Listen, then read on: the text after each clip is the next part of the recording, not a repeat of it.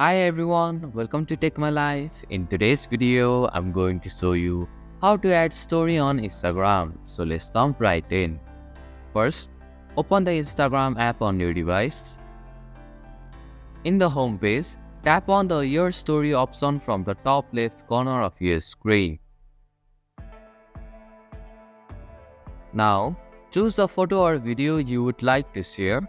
You can either select one from your gallery or capture a new one using the camera. Once your photo or video is selected, you can customize it by adding text, music, stickers, or any other effects you like. Use the icons at the top of the screen to make the changes.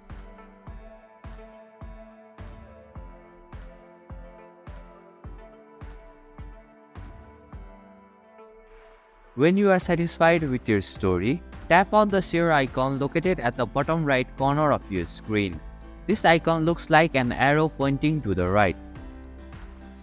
Finally, tap on the share option and add the story.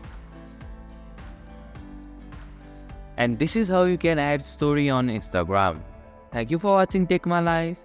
Hope this video was helpful. If it was, then hit the like button and comment down if you have any questions or feedback.